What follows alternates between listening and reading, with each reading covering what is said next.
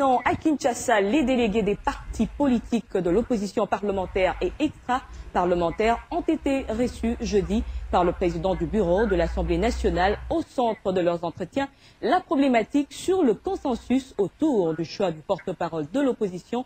Les partis politiques de l'opposition apprécient l'approche d'Obaminakou dans la démarche qui devra absolument aboutir à la désignation de leur porte-parole, un poste qui est resté vacant depuis la législature de 2006, malgré la disponibilité de la loi portant statut de l'opposition en RDC.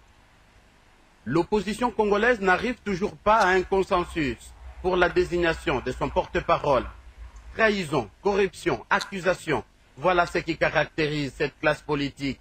Après la réunion lundi dernier à la place AZ du groupe Lisanga Bonganga, qui se mettrait du côté de Vital Kamerhe, la série de dénonciations fait que continuer. Notre position officiellement, c'est que ce problème-là de nomination de porte-parole ne nous intéresse pas. Nous pensons que c'est une distraction parce que notre pays a d'autres priorités en ce moment, notamment la guerre à l'Est et aussi, pourquoi pas, la restructuration de la CENI. Pour ces maïmaïs du mouvement des citoyens, il y a vagabondage politique et corruption. Nous étions dans cette réunion 5 personnes. Honorable Emery Okunji, Lisanga Bonganga, Tatinimi qui fut autrefois chez MPCR, et moi-même, et puis Moualimou Jean-Claude. Je n'ai rien contre Kamer, c'est un garçon très gentil dans la vie, mais ici il s'agit de choix politiques. C'est l'avis de Jean-Claude Vwemba, du MPCR. Ayant été heurté par rapport à cette lâchesse, à cette lâche besogne, nous avons décidé de dissoudre la modération parce que ce n'était qu'une modération d'une plateforme électorale. Maintenant que la commission politique et stratégique puisse prendre en main la coordination ad interim de FAC pour que dans 15 jours, on puisse élire le coordonnateur de FAC plateforme politique. Pour rappel, la désignation du porte-parole de l'opposition est dépassée depuis le 9 juin dernier. Kide Kamerhe, Sami Badibanga, Kingo, Kachala sera le futur speaker de l'opposition congolaise. Il aura les rangs de ministre d'État. Et au niveau des provinces, les porte-paroles de l'opposition auront les rangs des ministres provinciaux.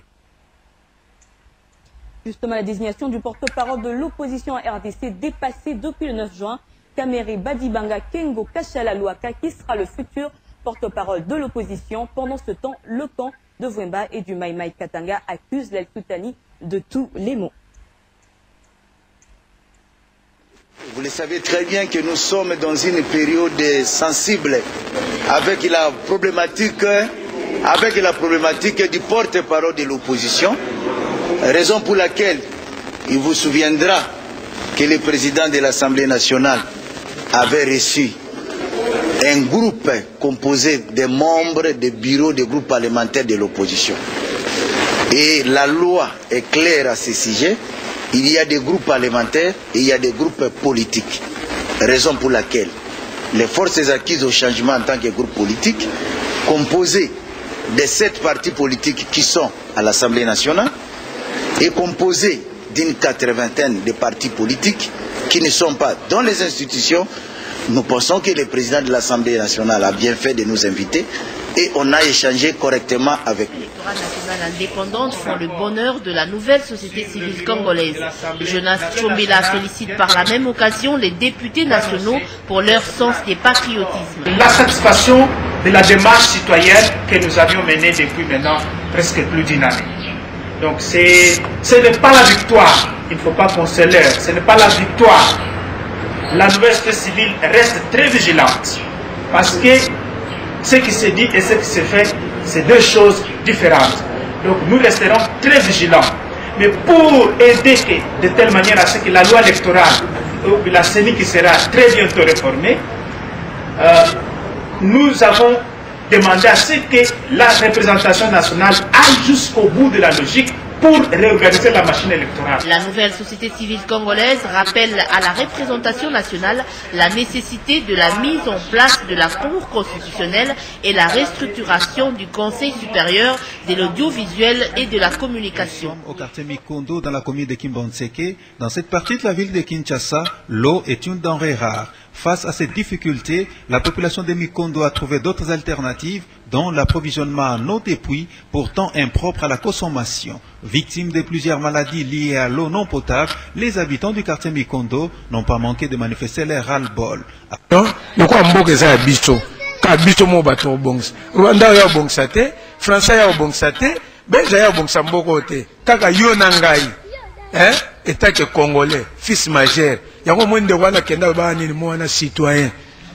À l'opposé, cette autre dame évoque d'autres difficultés liées à l'accès à l'eau potable durant la saison sèche. Biso kotiela biso ba robinet.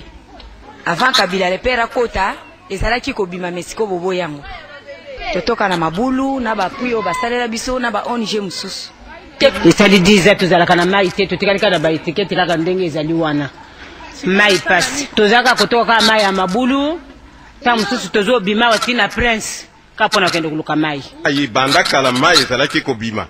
Mais siko esala propire tozo kene peut-être ba 5 à 6 ans.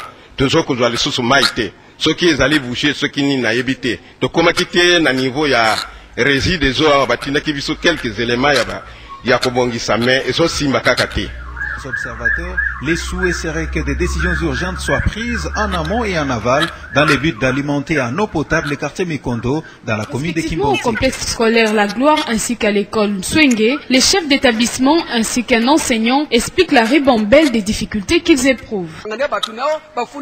Ils viennent facilement, il y a un grand nombre, mais les balais années que les parents sont insolvables.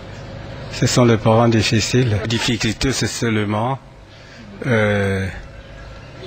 voyez d'abord les conditions, il y a le banc, il y a les manuels scolaires qui sont incomplets. Les manuels scolaires sont incomplets. Alors c'est une institution privée, c'est l'école qui se démène avec la contribution des parents pour acheter le bien pour les enfants. Les frais nous fait difficile, les parents de ce côté ne veulent pas payer pour ces enfants, puisqu'il n'y a pas de boulot, ils sont tous chômeurs. Les 20 000 demandés à l'école primaire sont à l'impossibilité de payer. Hormis ces difficultés, est-ce que les écoles ont-elles une relation apaisée avec les parents d'élèves? Fait rétorquer cette femme qui dénonce l'attitude des autorités scolaires à l'endroit des élèves insolvables.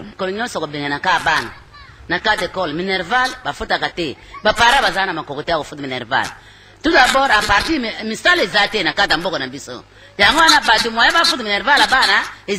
pour certains chefs d'établissement qui ont gardé l'anonymat, le gouvernement est appelé à mettre le boucher double pour pallier à cette situation. Au cas contraire, Kimbonzi ressemblera à un bastion de Koulouna.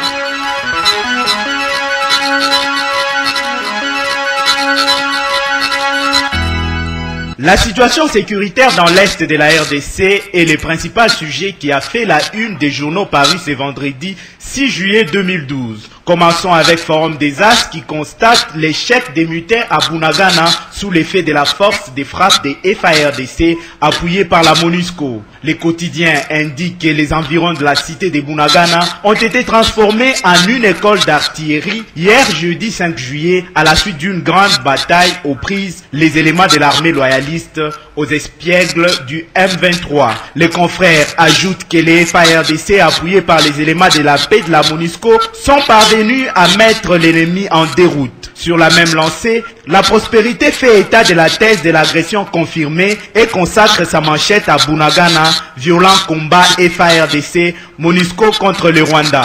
Les tabloïds fait savoir que l'armée patriotique rwandaise est l'instigatrice des conflits armés récurrents à l'est de la RDC. La consoeur rappelle que hier, quelques-uns de ces éléments auraient été appréhendés après des violents combats qui ont opposé les FARDC soutenus par la MONUSCO aux troupes rwandaises rangées derrière leurs marionnettes du M23 pour prendre le contrôle des Bunagana. La référence plus qui relaie la même information affiche à sa une des soldats rwandais opèrent officiellement aux côtés du M23. Kagame récidive à l'Est. Les journaux précisent qu'ils ont mené des attaques sur 3 axes qui se sont soldés par une défaite cuisante face à la puissance des feux des FARDC appuyés par des éléments de la MONUSCO Paul Kagame ne pourra pas indéfiniment défier la communauté internationale au point de soumettre les casques bleus de la MONUSCO sous le feu de ses troupes. Le libre débat s'élance pour sa part dans l'entreprise de dénichement des membres du M23.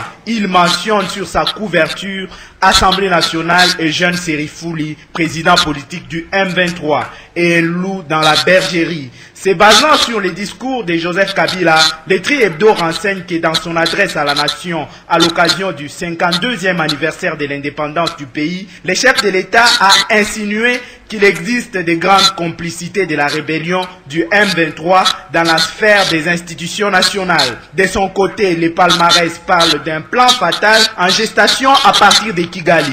Les confrères estiment qu'il est à craindre, préviennent des experts en renseignement, que le Rwanda donne corps à ces allégations sur les menaces d'extermination des Tutsis congolais et impute cet autre génocide à la RDC. Bouclons avec une actualité sportive en revenant au quotidien Forum des As qui développe en page intérieure que les Léopards seront le premier à recevoir les Alangues nationales le 9 septembre à Kinshasa. Et le match retour est prévu pour le 14 octobre à Malabo. Le rédacteur de cet article nous fait remarquer qu'il n'est pas question de se réjouir pour les Léopards, mais il y a tout de même des raisons de pousser un ouf de soulagement. Au revoir.